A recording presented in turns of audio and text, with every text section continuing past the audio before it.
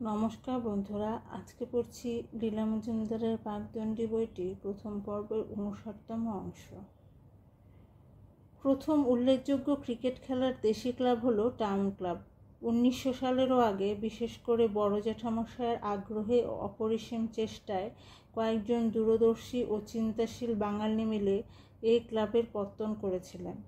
চারটিখানি কাজ নয় যে একটা গোটা জাতিকে বোঝানো, মাঠে গিয়ে ছোট ছেলের মতো একটা কাঠের চ্যাপ্টা ডান্ডা দিয়ে শক্ত একটা গোলাকে পেটাপিটি করলে কিভাবে কলেজের ছেলেদের উপকার হতে পারে। পৃষ্ঠপোষক অবশ্যই আরও ছিলেন নাটোরের মহারাজা, ভূকৈলাসের রাজা, মালখানগড়ের বসু পরিবারের কয়েকজন মাতব্বর আর অনেকগুলো আগ্রহে অধীর যুবক।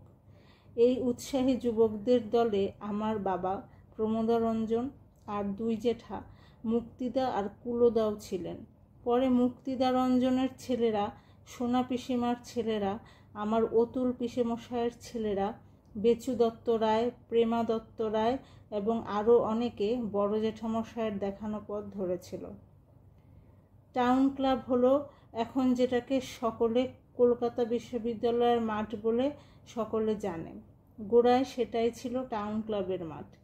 পরে কোনো কারণে ক্লাবটি উঠে পাশের মাঠে চলে যায় এবং এখনও সেখানে আছে। বলা যেতে পারে বাঙালি ক্রিকেটে ক্লাব বলতে টাউন ক্লাবই প্রথম। পরে অবশ্য খ্যাতিতে ঔজ্জ্বল্যে স্পোর্টিং ইউনিয়ন ক্লাব তাকে ছাড়িয়ে গিয়েছিল, কিন্তু টাউন ক্লাবই বাঙালি ক্রিকেট ক্লাবের পিতামহ। ক্লাব তৈরি হয়েছিল, ভালো ভালো খেলোয়াড় তৈরি হয়েছিল, আমাদের গোটা পরিবারের ক্রিকেটের ওপর একটা জন্মগত আত্মীয়তাও গড়ে উঠেছিল, কিন্তু জনসাধারণকে ক্রিকেটমুখী করতে আরও প্রায় 55 বছর লেগেছিল। ক্রিকেটের মাঠে মেয়ে দর্শক কেউ ভাবতেও পারত না। টিকিট গ্যালারি, একে ওকে ধরাধরির কথা কেউ স্বপ্নেও কল্পনা করতে পারত না। ছোট জেঠামশাই বোধহয় সবটাতে বাড়াবাড়ি করতেন।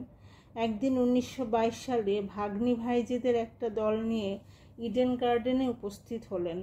ক্যালকাটা ক্লাবের সাহেবদের সঙ্গে টাউন ক্লাবের খেলা। বড় জেঠামশাই উপস্থিত থাকবেন। বলা বাহুল্য, এই পরিকল্পনার কথা তাকে আদৌ বলা হয়নি। ছেলেদের শিক্ষা সম্বন্ধে যতই উদার হন, নিজের মেয়েদের বাড়িতে পড়াশোনার ব্যবস্থা করেছিলেন, স্কুলে দেননি। 15-16 বছরের মধ্যে বিয়ে দিয়ে দিয়েছিলেন। কাজেই আমাদের খেলার মাঠে যাওয়া সম্বন্ধে তার সমর্থন থাকা অসম্ভব, না জানানোই ভালো। এখানে বাবার মনোভাব অবধানযোগ্য। কথাটা পারতেই তিনি ছোট জেঠামশাইকে বললেন, দেখ ছোটদা, তুমি যা খুশি করতে পারো, খালি আমাকে এর মধ্যে জড়িও না। এক পাল মেয়ে নিয়ে তুমি মাঠে যেও, আমি বাধা দেব না, কিন্তু আমি আলাদা যাব। তাই করা হলো। ছোট জেঠাকে গড়পাড় থেকে নিজের 2 মেয়ে, আর্মহার স্ট্রিট থেকে পিসিমার 2 মেয়ে আর রসা রোড থেকে আমাদের 2 বোনকে নিজস্ব গাড়ির অভাবে সংগ্রহ করতে কতখানি বেগ পেতে হয়েছিল সহজেই কল্পনা করা যায়। ভুলে গেছি, তবে মনে হয় উত্তর কলকাতার 4 মেয়েকে সম্ভবত সুন্দর জ্যাঠার ঘাড়ে চাপিয়েছিলেন। আবছা মনে পড়ছে তাদের বাড়িরও গোটা 2 বোন গেছিল। আমাদের 2 বোনকে ছোট জ্যাঠামশাই ট্যাক্সি করে ইডেন গার্ডেনে নামালেন। সে ইডেন গার্ডেনের কথা আজকালকার লোকে ভাবতেই পারে না। মধ্যিখানে খেলা হতো, তার চারদিক ঘিরে স্রেফ নন্দনকানন ছড়িয়ে থাকত। যত্ন করে ছাঁটা ঘাস জমি, তার মাঝখানে নিখুঁত পিচ, দেখেও চোখ জুড়োতো। কেমন একটা অন্য জগৎ। হইহল্লা নেই, ঠেলাঠেলি, গালাগালি নেই। মাথার ওপর নীল আকাশ, গায়ে লাগে গঙ্গার বাতাস, চারধারে ফুলের বাহার, সবুজ মাঠে সাদা পোশাক পরা 22টা খেলোয়াড় আর তাদের সাহায্যকারীরা। মাঠে খেলা হচ্ছে, চারধারে মুষ্টিমেয় ক্রিকেট পাগল রোদে পা ছড়িয়ে ঘাসে বসে খেলা দেখছে। সুন্দর ছোট প্যাভিলিয়ন, তার কাছে এক সারি বেতের চেয়ার পাতা ছিল।